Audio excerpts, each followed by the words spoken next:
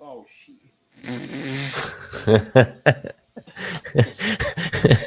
There's no way we're fumbling right. I call him AD Mitchell. Oh no, we're gonna start right off with that. Welcome to Unverified. What a wild week here in Indy. There was no racing in Indy, no racing that we went to, but that doesn't mean that there's not racing to talk about. We got NASCAR playoffs. Should they exist? Period. They raced at the Roval. Kyle had a lot of hot takes about the Roval this weekend. I'm kind of excited to hear that. The Roval sucked. The Roval's ass. But we'll talk about that. IndyCar tested, and for some reason, we're acting like it's a big deal when cars crash in a test. Don't know what's going on with that. And there's more testing. Nothing else to talk about. There's nothing else to talk about. We got Petit Le Mans coming up.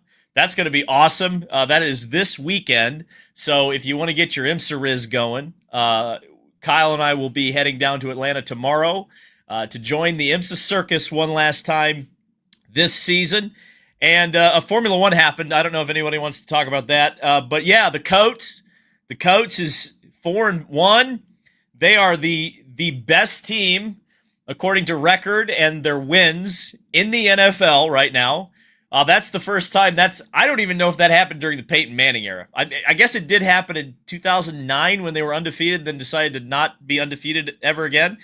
So that's David, unbelievable. David, What? If they make the playoffs, can you sing the song? Can we get you to like fully recreate it? I will recreate the song. And if you don't know what the song is, This Is Our Coats song that Seth the Flow sings. By the way, speaking of the Coats, I feel like we got to talk about this, Kyle, because this is crazy. I knew this was happening, but I completely forgot about it because I had to just go buy supplies for Petit Le Mans. But the Coats, Blue, the cheerleaders, and Zaire Franklin, who Kyle did not know. I almost took his Indianapolis citizenship away. He didn't know who Zaire Franklin is. I had to say, Kyle, that's the quarterback of the damn defense. But we met Zaire Franklin today and some Coats cheerleaders, and they gave us this great poster. Fantastic. Nice. Met a couple of Coats cheerleaders. Hey, Blue, speaking of Zaire Franklin. It'll be announced. I already announced it today on social media. Your Anvil banger this weekend before the Colts game is none other than the 2025 IndyCar champion, Indianapolis 500 winner, Alex Palou, will be there on Sunday. Oh, there we go. There's Kyle, David, and Zaire Franklin. This was God, look at that awkwardness. Kyle doesn't know what to do with his hands. I'm not a Colt. Oh shit. I'm not a Colts fan. We've lost David.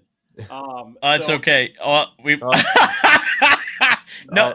Yeah. Okay. There we are. Zaire Franklin. He didn't want to be there, race fans, but it was okay. I didn't know what to say to him either. I was like, dude, thanks for locking it down on D. He was like, yeah, thanks, man. It's like he's like, I never hear that before. I'm not a Colts fan, so I didn't know what to do, man. He didn't even know who Zaire Franklin was until I got in the damn line. He's the linebacker for the Colts. By the way, I didn't know that. Like, I knew this was happening, but I didn't know it was happening. We were in a group chat, and I was in Meijer buying. David was already there. It was crazy. I walked in to get some groceries because my girlfriend's about to we're gonna make some gnocchi soup. Huge! There you go. I was getting dinner. And I walked in and I see a Colts guy. I'm like, this is weird. And then I see all the stuff by the bakery. And so I text the group chat. I'm like, oh, guys, Blue's going to be here. It's great. I didn't care about the Colts player. I only cared about Blue. And then David calls me and he's like, hey, I'm in Meijer. I'm like, where's the Colts thing I'm already here. So this weekend, I think the news to read between the lines with when we hear the announcement that Alex Palou will be banging the anvil at the Colts game is the fact that he is back in town. So we know that he was overseas, and I had been told from different sources that this could be a couple of weeks, and he wasn't even due back until November. So we'll see if maybe a conclusion with the lawsuits going back and forth between Alex Palou and Aaron McLaren, maybe that has come to a rest. We will see. But this Sunday, Alex Palou banging the anvil for the Colts fans that want to check that out. As mentioned, Petit Le Mans coming up. Let's go ahead and let's get the NASCAR stuff out of the way. What a wild ending it was. We thought last week's ending with Chase Elliott taking the checkered flag at Kansas was crazy. Then you get to the Roval, and we all knew that just absolute chaos, crap, whatever you want to call it, was going to happen. It happens there every year. We saw Ross Chastain wreck Denny, and then they went backwards to cross the finish line. I think most people just forgot that SVG won the race. But Kyle, let's start with you, because I know that you were hitting them out of the ballpark on social media over the weekend. Your thoughts on the Sunday ender to the Roval for NASCAR with SVG winning? Well, I mean, look, it stems from a few things, right? There's the Roval sucks because the car that everybody hates and shits on is actually really good at the Charlotte Oval, which is why we went to the Roval, right? And then also it compounds with the fact that the playoffs are terrible. Like, because I think I saw a comment from our buddy Steve that said it best, that SVG was the clear favorite going in, but like nobody was talking about that. They were talking about, the playoff cut line, which I don't really give a damn about. I was there. I was tuned in to watch SVG run away with it, because that's, I think, what most of us non-NASCAR fans tune into NASCAR and road courses to watch, is SVG actually be good at road courses. And yeah, we ended up seeing a circus in the end. We ended up seeing two guys battling for 20th, which allegedly is, I think there was a great point on social media. Again, that was like, if you don't like full season points racing because you don't want to see guys battling for 20th, battling for a championship. But look, we're watching guys battle for 20th to make it for 8th in the championship. It doesn't make any sense. And then he's like the whole last corner finishing in reverse. That would, I don't know, man.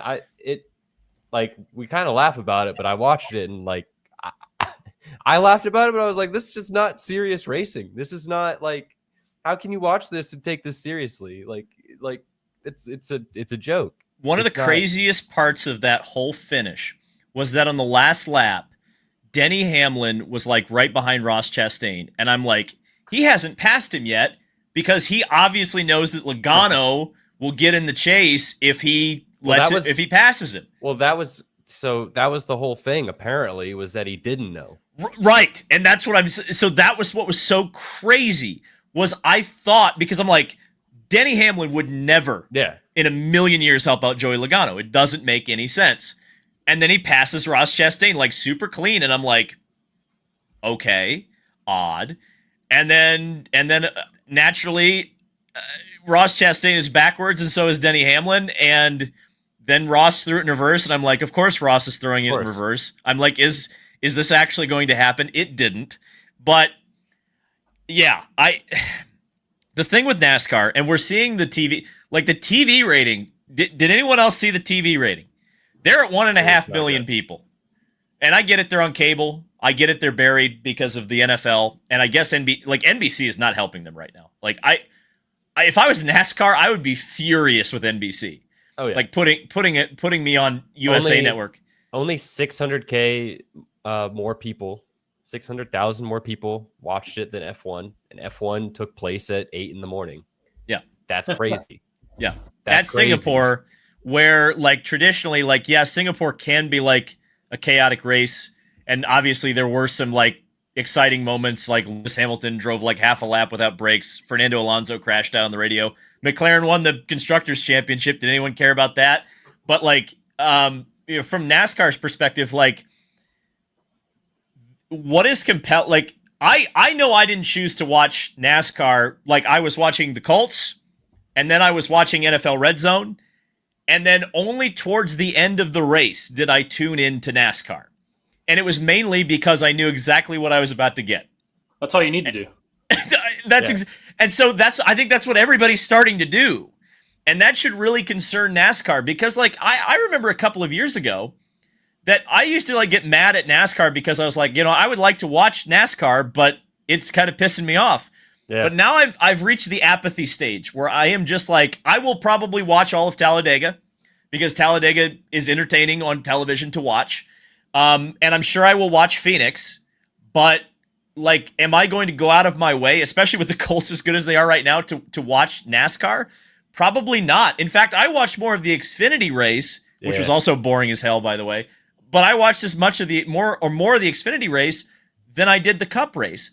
And I think, to your point, Kyle, and you're becoming a liability on Twitter. I'm so proud of you. But the Roval, to me, I think it's totally played out. And it wasn't but a couple of years ago that we were talking about running IndyCar on the Roval. And I remember going at that time, but I was like, there's no way. Like, I'm like, if IndyCar ran at the Roval, it would be the worst race you've ever seen in your life. That is exactly, like, I get it. Like, it was a nice change of pace in 2018. Now, 2018, guys, I hate to break it to everybody. We're all getting old. 2018 was 7 years ago. Like, the world has changed. What we find entertaining has changed. And oh, by the way, the next gen car might as well be an Indy car in a lot of ways, design-wise.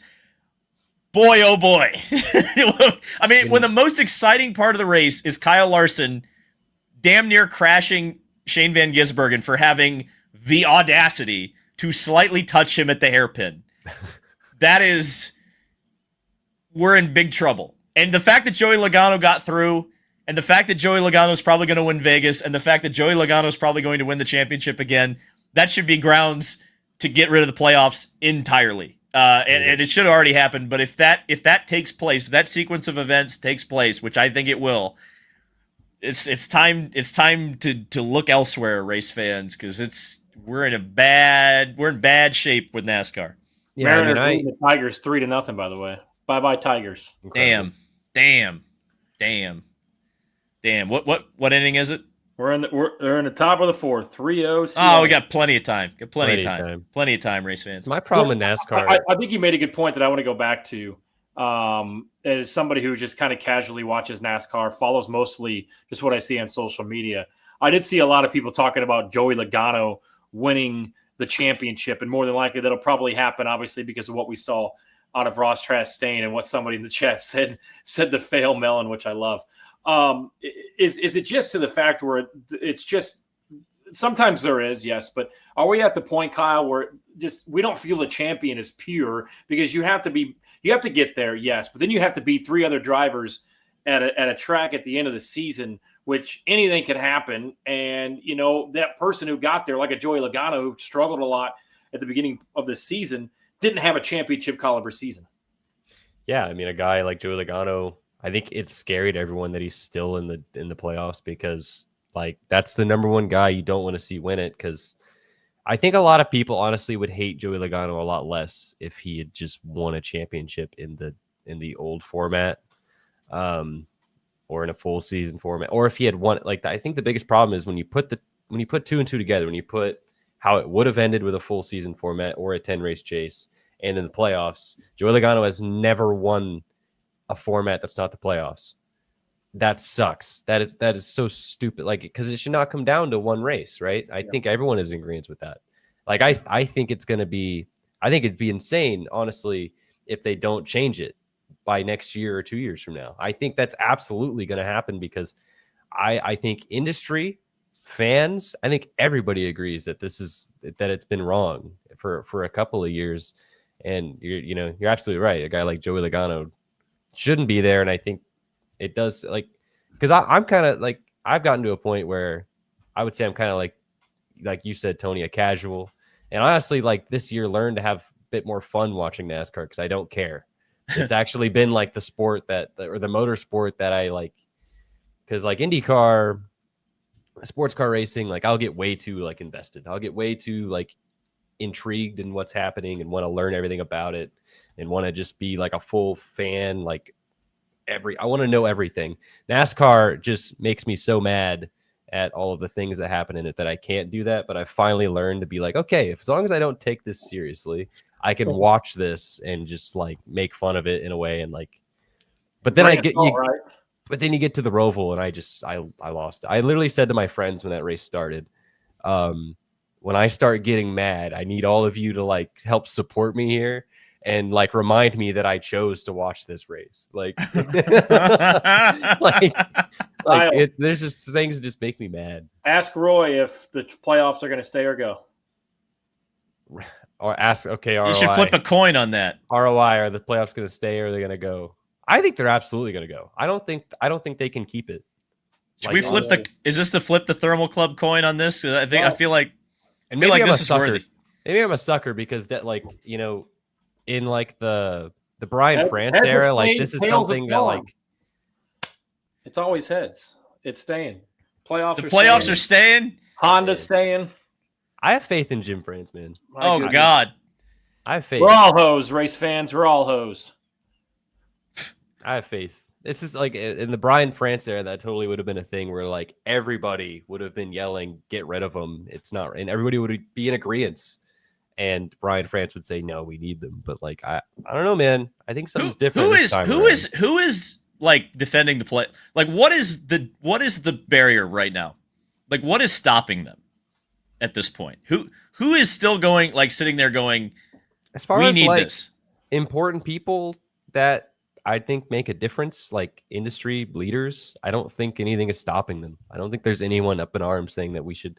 I think, I don't think full season points come back, and I think if you're going to see anything that we're probably not going to like, is they might make it like a 3-round ending. But I think the one race championship decider is done. I think that'll be gone. That's my prediction. Stupid Flanders 48 in the chat wants to ask ROI when will we get the Valkyrie in iRacing while having Clippy as his cover photo is absolute insane behavior. We like Clippy, Hell but yeah.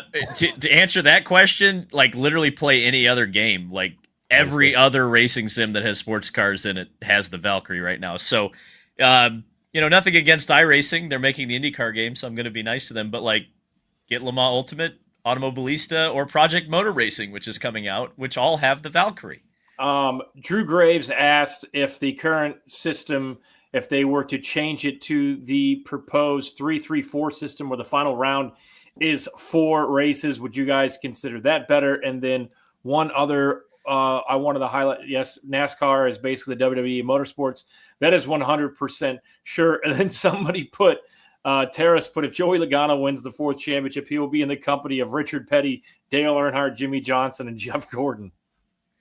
So a 3-3-4 championship, especially like that, I mean, I think when we talked, when we kind of like did the pie in the sky, like, oh my God, what if IndyCar did playoffs thing?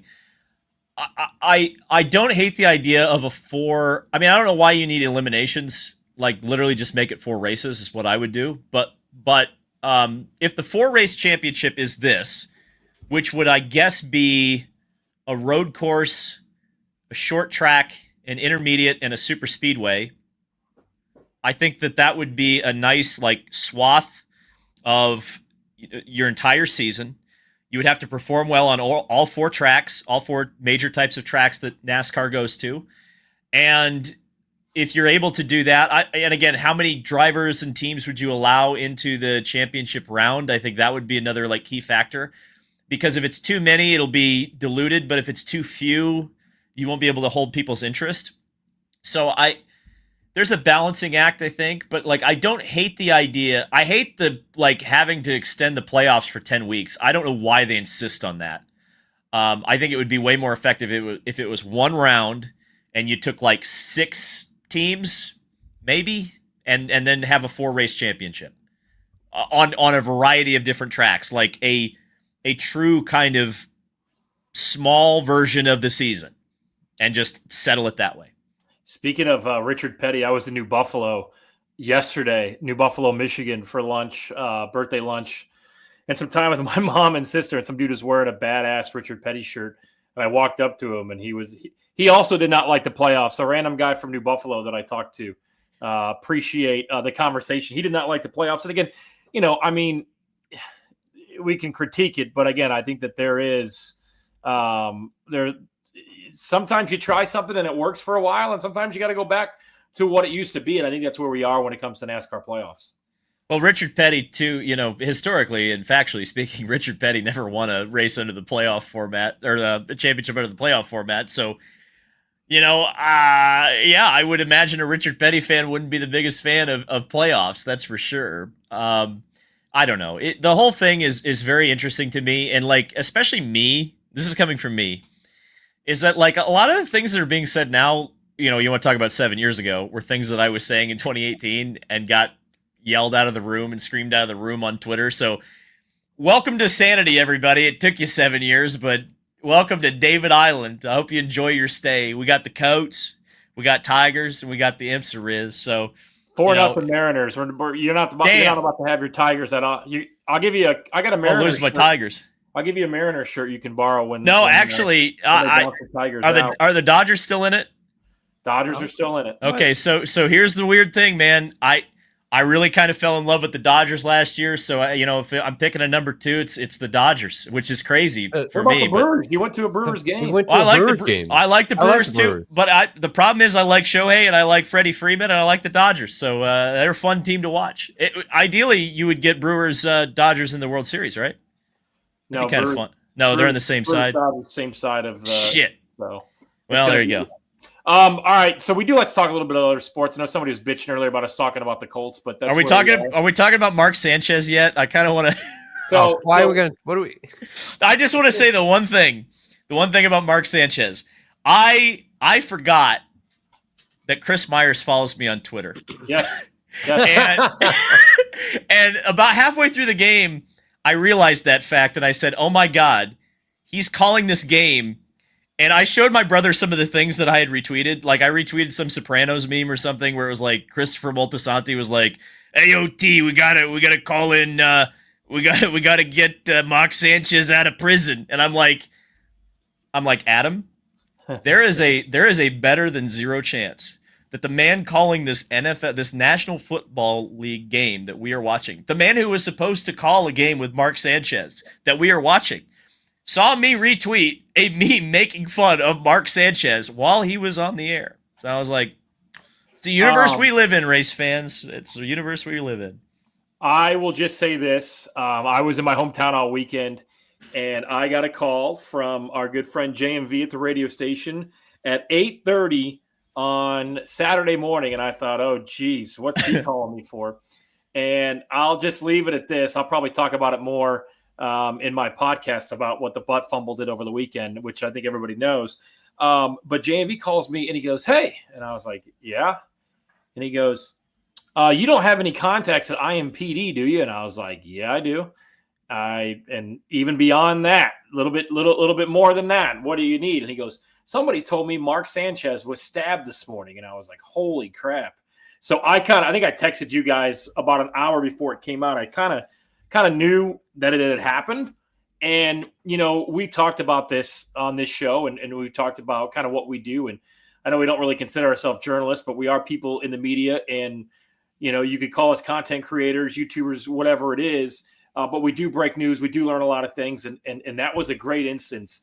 And I told JMV, I said, I would just let this thing go. I would let somebody else break it and let somebody else talk about it because you just don't know the facts and you're not going to know the facts.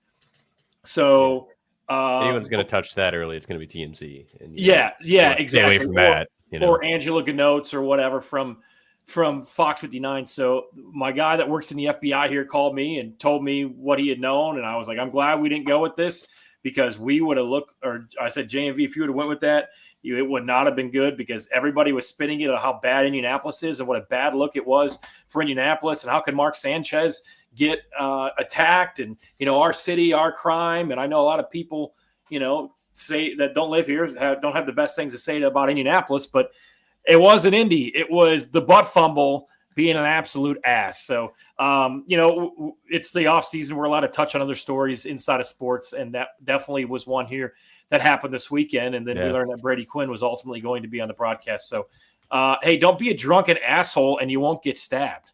Listen, everybody's phone who is in the media circle in Indy got their phones lit up.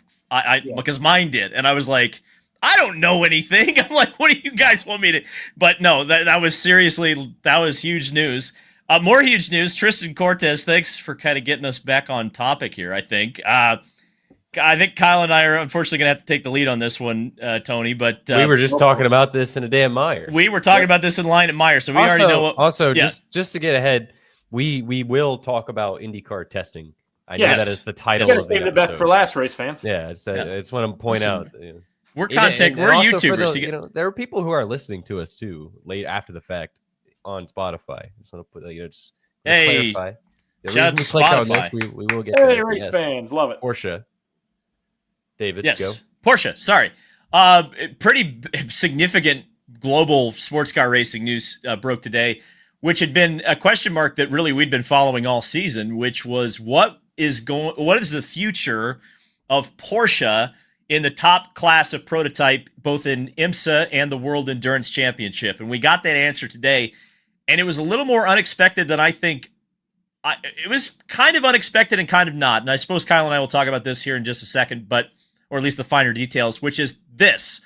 Porsche, as a factory program, meaning the Penske Porsche program, is pulling out of the World Endurance Championship effective next year. Their final race will be in Bahrain in a couple of weeks' time, I believe. And then that will be the end of the factory Penske Porsche program globally. Now, Penske Porsche is going to continue to participate in the IMSA WeatherTech Sports Car Championship, at least for next year. That's very interesting because there had been a lot of rumors earlier this season that the IMSA program was at the end of its originally planned 3-year deal. So it's very interesting to me in a lot of ways that the IMSA program gets an extension and the World Endurance Championship program does not get an extension. There's a couple of reasons that Porsche gave for this. They blamed the global economy, which, sure. They also said that their EV sales are tanking, so they are going to recommit to Formula E globally. Oof. Yeah, that's tough. That's tough, race fans. Even I know that's tough. That's a hard one. But ultimately, you know, when you talk about the economy and you talk about Porsche's EV sales, which they've put a lot of investment into their EVs, rightly or wrongly, they've decided that that's where their marketing dollars should go. But you know, if you look at the inside baseball stuff here, you know, Porsche publicly is only kind of giving you half the story. There's a lot of upset puppies at Porsche right now, upset specifically at the World Endurance Championship for their balance of performance table, specifically that Ferrari has won the last 24 hours of Le Mans. That has not gone over well. In fact, with virtually all of the manufacturers, including some manufacturers that don't even participate in the World Endurance Championship currently. There was a big meeting at the Circuit of the Americas, as far as I'm aware, and things got heated, and Porsche ultimately made the call to stop supporting the World Endurance Championship. Now, because of that, at least as of right now, Porsche would not be allowed, or Penske Porsche, which is about to win the IMSA championship for drivers. We're not sure yet if they're going to win the manufacturer's championship or not. That's actually more hotly contested than the driver's championship. But whichever car wins the championship in IMSA gets an automatic invite to the 24 hours of Le Mans. However, if you are not a full-time manufacturer in the World Endurance Championship, you are not allowed to participate at the 24 hours of Le Mans. That's a huge reason why, if, say, for example, Acura or, you know, on the real outside chance, Lamborghini, which they're not even coming back next year, so it doesn't matter. But if one of those two manufacturers were to win the IMSA championship, they would not be allowed to go to Le Mans because they don't have a program in the World Endurance Championship. And now you may be saying, wait a second, David, there is a Porsche that races in the World Endurance Championship that's not run by Team Penske. Proton. Well, the other stupid rule in the World Endurance Championship is that if you are going to be sanctioned as a manufacturer in the World Endurance Championship, you can not only run a single car, you must run two.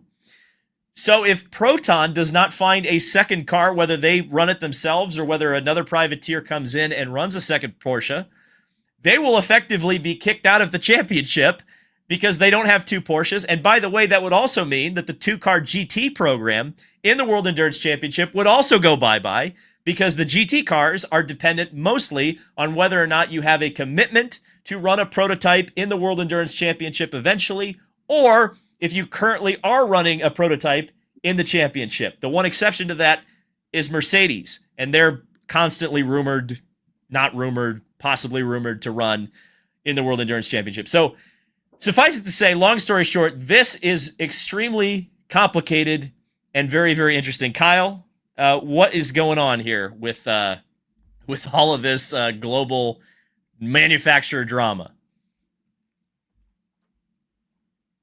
Kyle, you're muted. Race fans, you're muted. Perfect. I think it's kind of exactly what you alluded to. I think it's like we said in Meyer as well. I think there's a lot of it's on the BOP, right? I don't think it's the end of the Porsche Penske. I don't think it's the end of the Penske Porsche in WC. I think it's the end of factory Porsche for now. Ultimately, I was telling you in Meyer, I think the interesting part when you think about the WEC and Le Mans is what you said to me was that this marks the end of the golden era. And I agree. You know, it's the first big time manufacturer to pull out, I believe, of the LMDH hypercar regulations. Like we've had Isada Fashini go away, Granwall, Lamborghini, I think you'd put in that category, but that car sucks. So like it's the first race winning, you know, really, I would say to this era iconic manufacturer that's pulling out. But it's not going to be the end of this car. And I think it's just the end of factory support. But it's a very interesting time because, you know, we still have yet to see McLaren. We still have yet to see the Genesis. Ford. I always forget Ford. But there's still a lot of manufacturers yet to come in this era. But this does feel like the mark that this is kind of the turning point to the end of the golden era. And we say that, but there's still 3 more manufacturers yet to come. The weird part about all of this is that Porsche is the only hypercar, really the only hypercar / LMDH manufacturer that really supports customer cars at all. So it's bad that they're pulling out. It's a bad look for the series. And, you know, especially if you go to Le Mans, they sell so much Porsche merchandise. Like they have a special shirt every year at Le Mans for the Penske Porsche, the 963. And there is a massive line, like hundreds of people long, and the shirt sells out like instantly. Massive support for that race comes from the fact that there's a Porsche racing for the overall victory. I would certainly hope that the customer programs will continue, and I would certainly hope, because here's the thing that Le Mans is the one trophy that's missing from Roger Penske's trophy case. I find it very hard to believe that if Roger has a legal car and has an opportunity to backdoor his way into Le Mans, you're going to have the invite next year because one of your 2 cars is going to win the Drivers' Championship in IMSA this season. So if I'm Porsche and I'm Penske, yes, you're cutting the budget, but there are still many. I mean, Proton even has a second chassis. In fact, one of the things that I pointed out on Twitter is that they have specifically not gone to the last 2 IMSA races of the season. They were running the Endurance Championship. So, and they also entered a second car at Le Mans. They were on the reserve entry list. They weren't officially given 2 entries, but they could have been. So if Proton did 2 cars, or maybe someone else came out of the woodwork like an AO or, you know, God only knows who. Let's really throw something against the wall. Chip Ganassi Racing runs one in the World Endurance Championship, right? They would then have 2 Porsches running full time, whether they're run by private teams or not, doesn't matter as long as they're both there.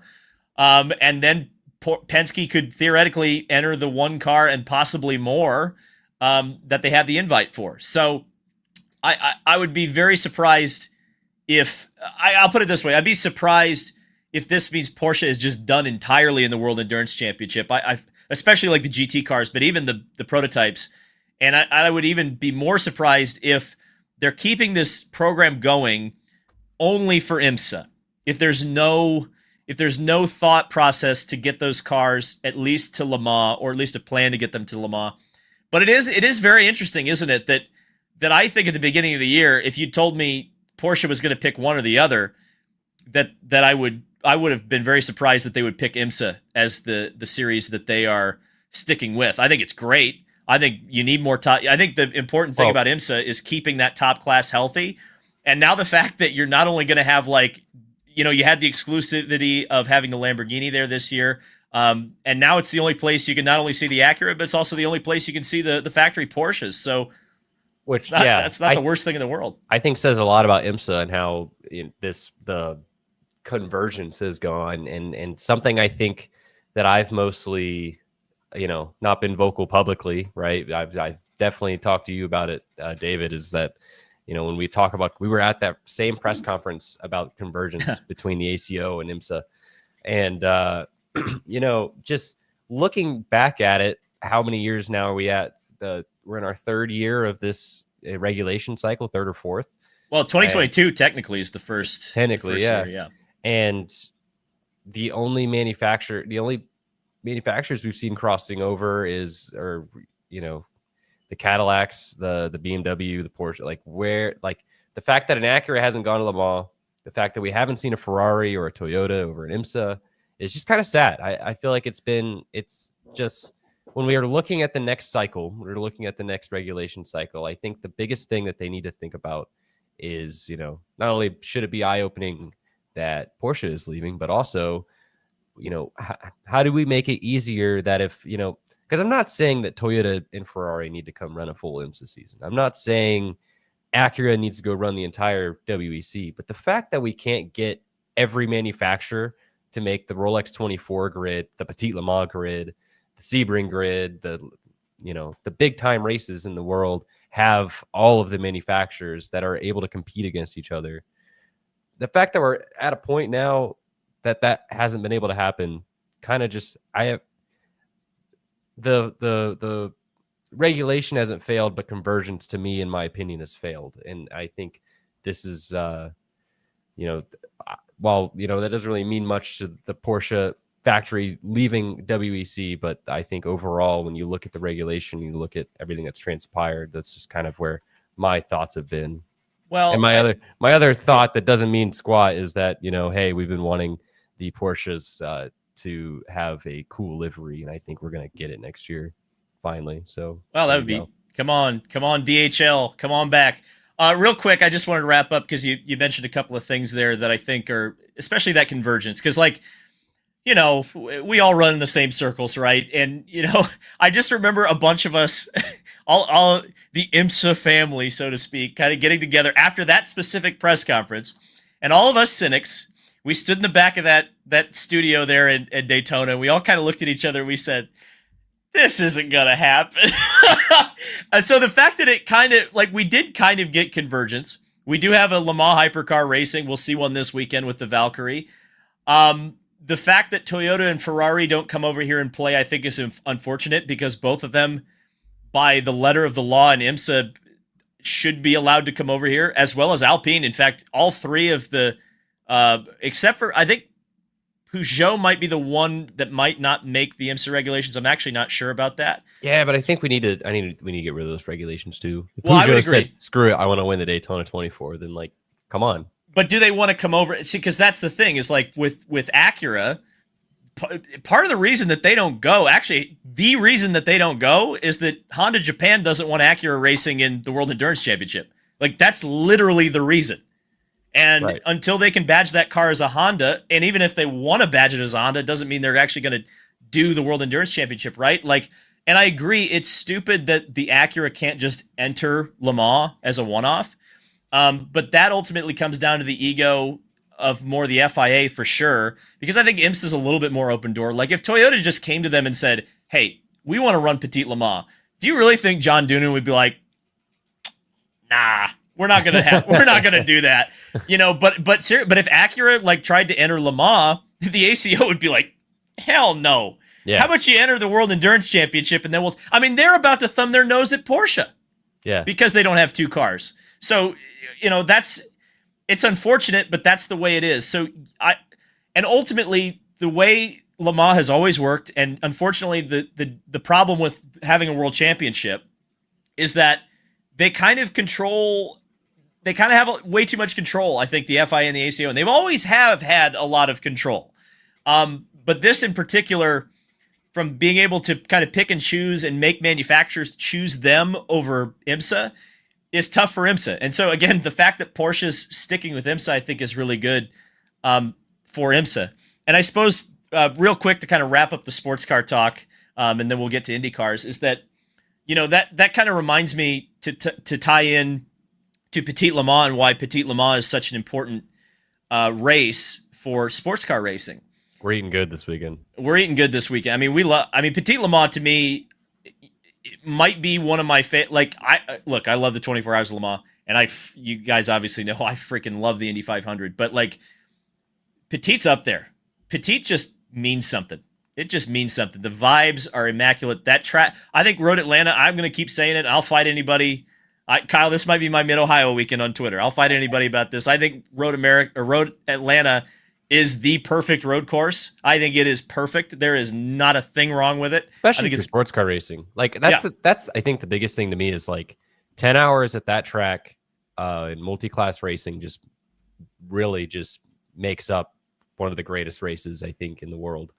It is. I agree with you completely. It is second to the Indy 500. Like, ooh, P2. It's insane. Like, you don't expect it, and then you go to that race. You spend the whole weekend there. You go through that 10 hours. You know I've been thinking about that red Georgia clay all weekend, all week. Don't wear white shoes, race fans. You know the views are insane. Like I'm so excited to go. Shoot it too. It's the first time when I went last.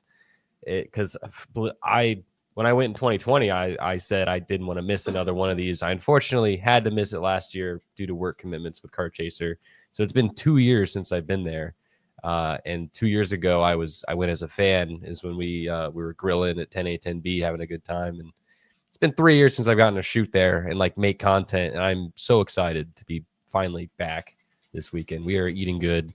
The Magnus car is back, sponsored by Virtual Energy. That's huge. I saw that huge. There's also the iRacing car, the iRacing arcade car. iRacing arcade is on the 85 car. We've got Max Esterson paired up with Team Vanderhelm. That's that's gonna be. They're going to the front. They're going to the front.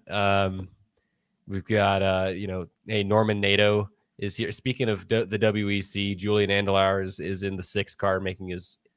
Not his IMSA debut, but his IMSA debut for Porsche Penske. I'm very concerned that Kyle is going to try to fight Tristan Vautier at some point. We're going to have to keep them separated. Kyle specifically requested Tristan Vautier to the bullpen, and I was like, of course. We need Tristan Vautier because he's a huge story. He hasn't raced sports cars in a while. No one's seen him since Detroit last year. He's driving the Acura, which is going for the Manufacturers Championship. After I requested, I realized, oh my God. He wrecked Graham out of the championship in 2015. Kyle's gonna kill him. He's gonna get him. I don't know. I've met Tristan Vautier since then. Okay. All right. Well, all right. I'll believe you. Just 2 real quick things about Petit, and then we'll get to IndyCar because I know Tony is about to fall asleep over there. Hi, Tony, how you doing? What do you think about Atlanta? What's your thoughts on Georgia? Do you have any friends that live in Georgia? I have a lot of friends in Georgia. I have an ex that lives in Georgia. I've spent many times in Georgia. So I am a fan of the state of Georgia. Okay, he likes Georgia race fans. So I've never met a Georgia I didn't like. Well, you know what? Many people might say that. The big thing for me with Petit Le Mans, and kind of the reason I bonded with the race, well, it's super important to sports car racing. Like 1998, Don Panos started it, kind of, in a time when sports car racing was really, really in a bad place, wanted to bring kind of the spirit of Le Mans to the United States. And the race just took off. I mean, much like the Porsche GT1, I tried to show off the 333 SP shirt that I was wearing. There we go. The 333 SP won the first Petit Le Mans after the Porsche 911 GT1 decided to fly into the air with the grace of ease. And then that race ultimately kind of helped spawn the American Le Mans series, which in a lot of ways, while the current IMSA series is actually technically Grand Am, the continuation of that, I would say it shares a lot more similarities with the American Le Mans series. So you still see the influence of that race globally in sports car racing or that racing series. And for me, like Petit Le Mans, when I turned 18, or right before I turned 18, I watched the 2011 12 Hours of Sebring, and I'd already become a huge sports car fan at that point. I always talk about how much I loved 2008 ALMS, and I became a huge American Le Mans Series fan.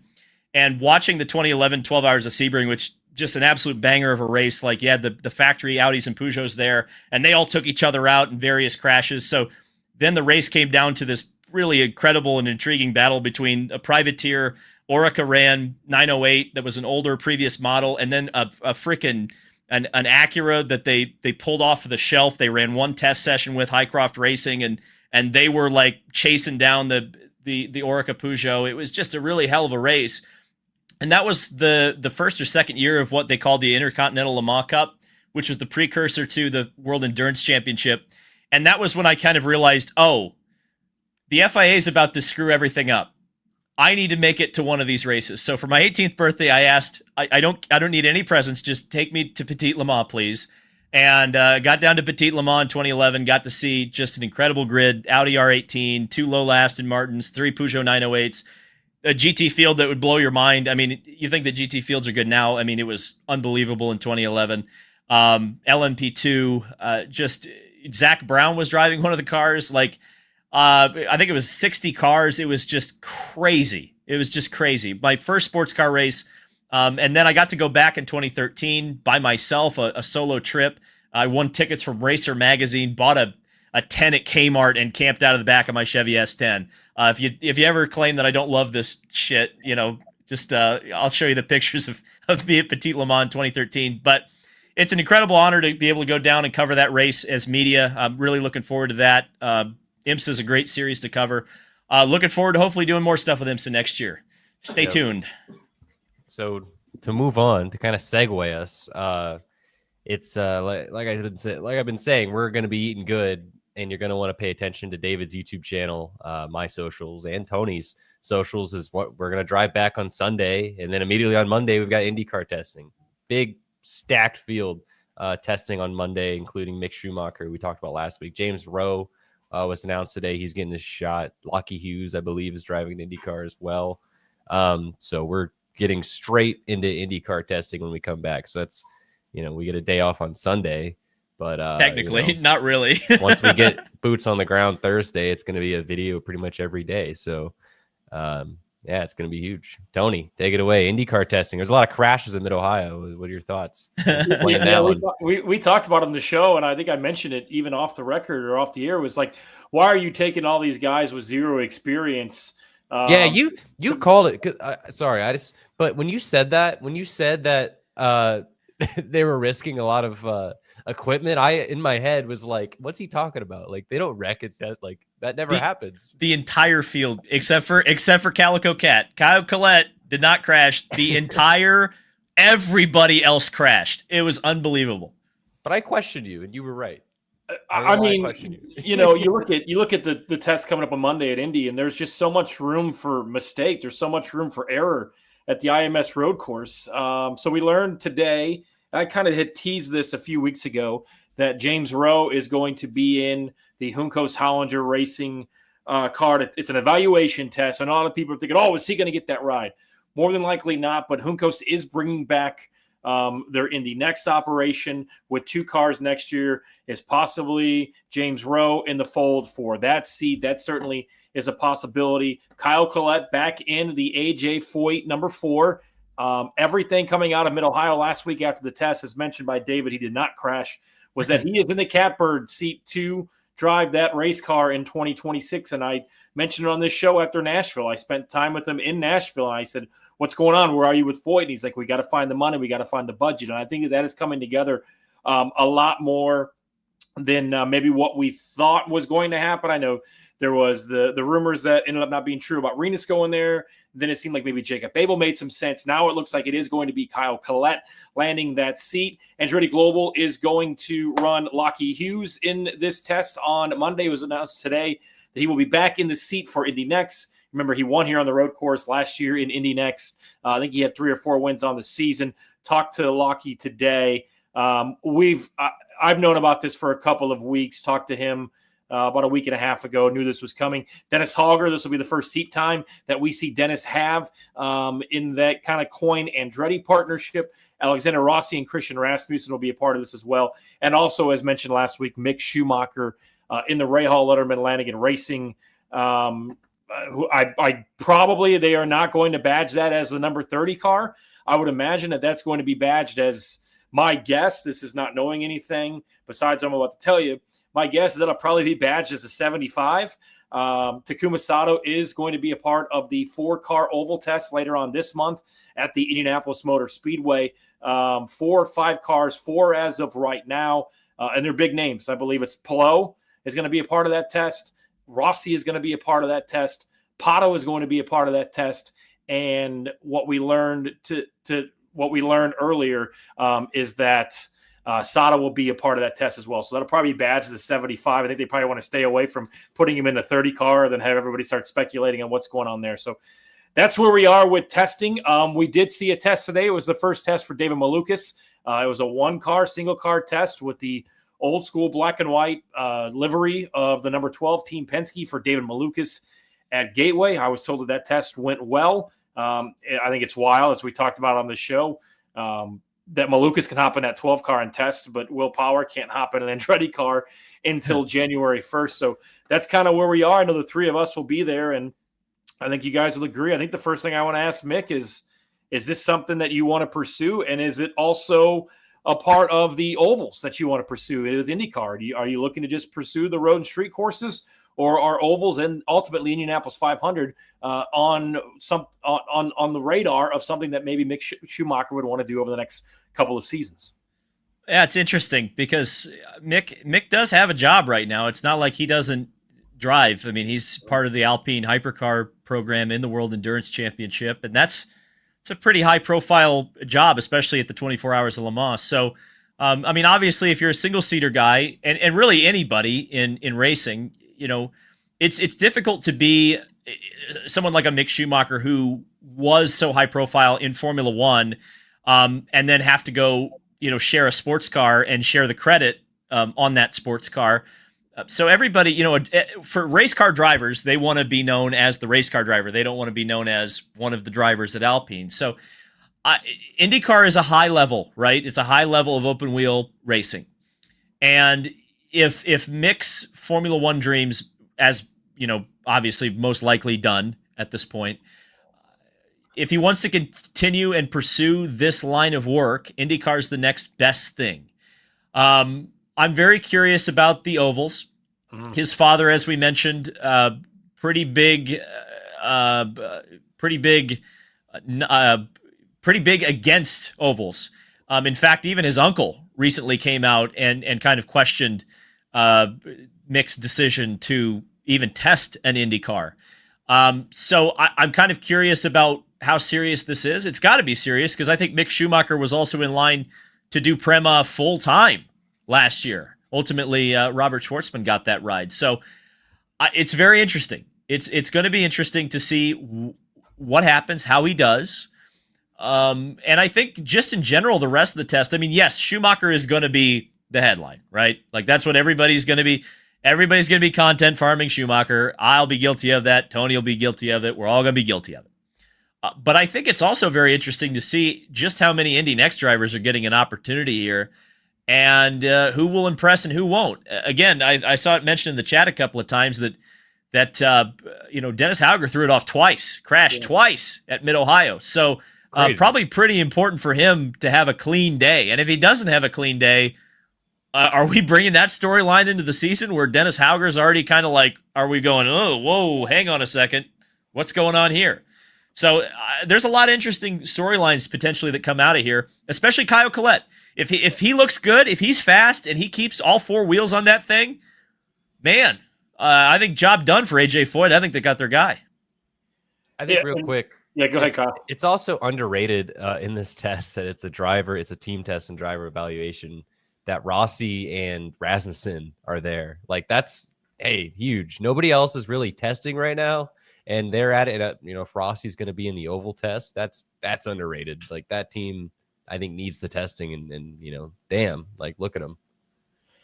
Yeah, I mean that's a great point too. That they're going to be a part of both of them. And you think about maybe where Ed Carpenter Racing struggled a little bit this year was on the road courses. Obviously ovals is a strength of theirs, and Firestone's going to pick who they want to be a part of the Firestone test.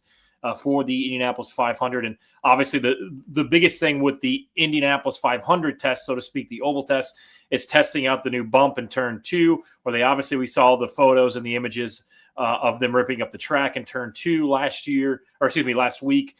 We saw the brick photo that Doug Bowles posted as well. So, yeah, a lot of testing still to come. And we still need to learn what's going on with Prema. And we still need to learn what has become the biggest question of the offseason as of now. We already know, obviously, some of the dominoes that have fallen. But I think the biggest question right now, David, that stands is Rinus going to Juncos, if that is certainly the case, which I've been told 99% it is.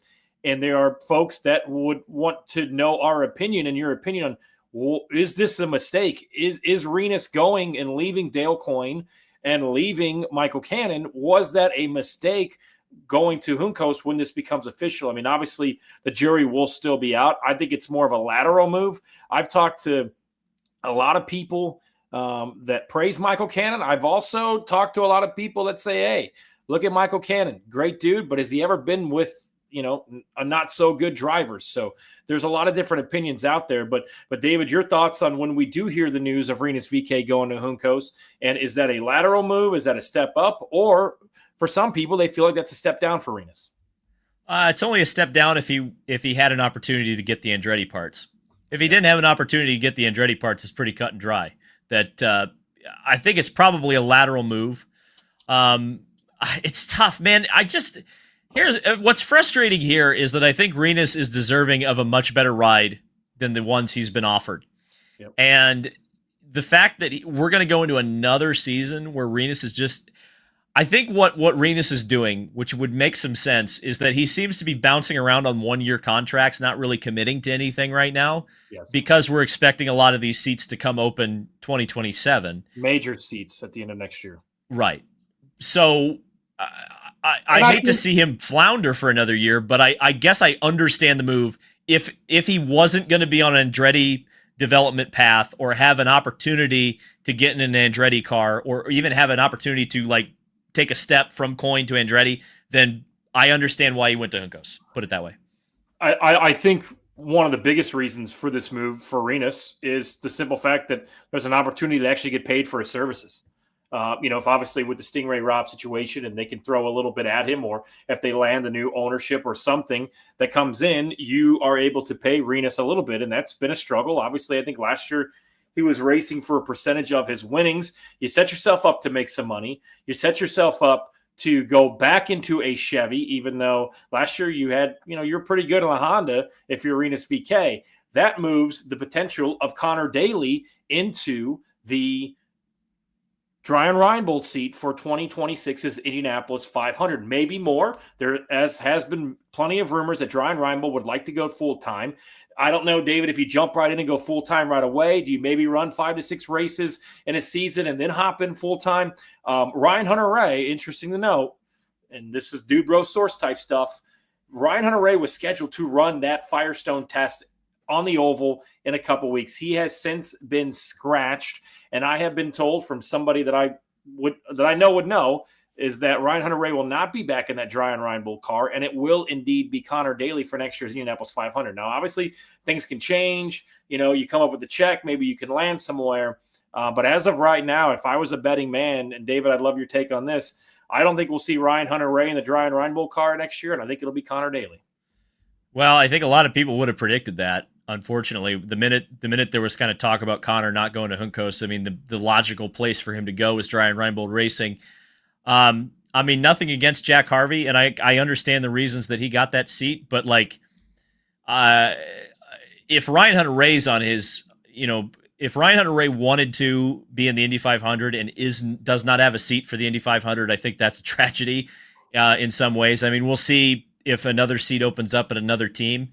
I know you kind of mentioned the idea of him driving for McLaren next year, which I think would be cool, but I've heard nothing factual to back that up. It would be awesome, but I haven't heard anything about that. So, and something to point out real quick. Sorry to interrupt. Yeah, I do know that Ryan Reinbold does their contracts, I believe, through the year. So we may not hear anything on this officially until after the new year, if RHR is technically still under contract, and you're not going to run a test at the Indianapolis Motor Speedway as a one-off team with a driver that you aren't sure is going to be in that race car next year.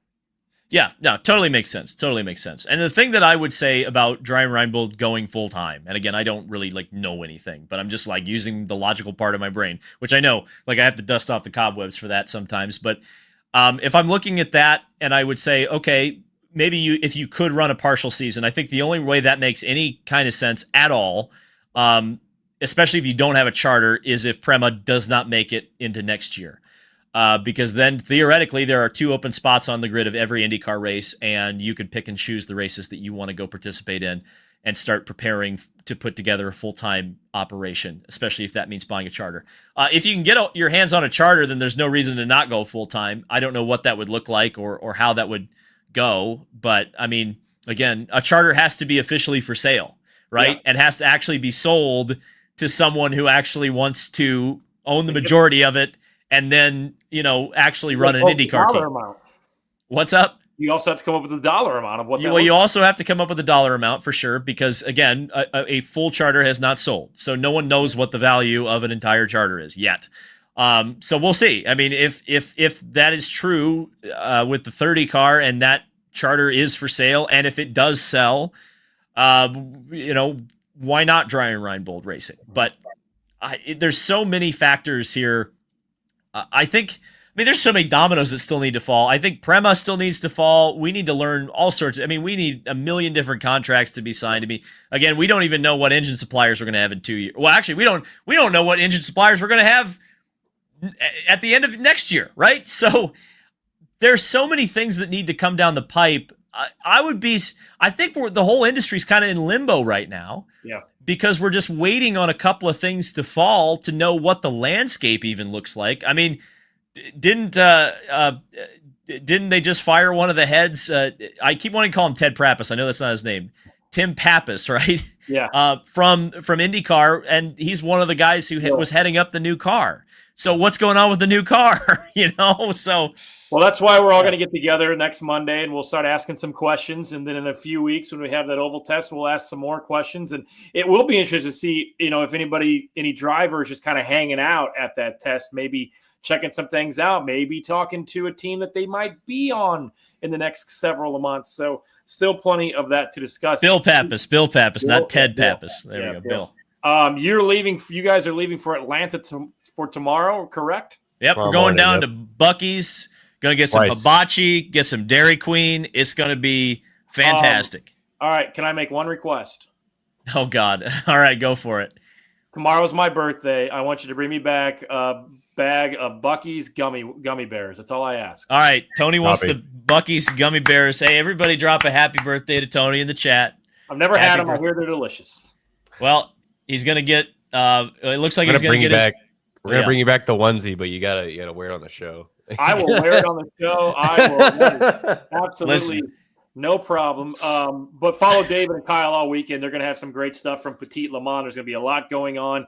They'll actually let them talk to drivers one-on-one, which will be really cool. So shout out to IMSA and our other boy, Tony D, the other Tony D, for getting that all set up. And then on Monday, we're going to have some fun out at the test. We'll be back here next Tuesday to cover it as well, wrap it up for you guys. I know David's going to have some great stuff on his channel. So be sure to be tuned to all of our social media channels, like Unverified on YouTube. Follow us on Instagram. David, Kyle, going to have an awesome weekend. Can't wait to follow you guys from afar this weekend. I'm going to go watch Alex Palou bang that anvil and watch the Colts win 5 of the first 6, just like Alex Palou did.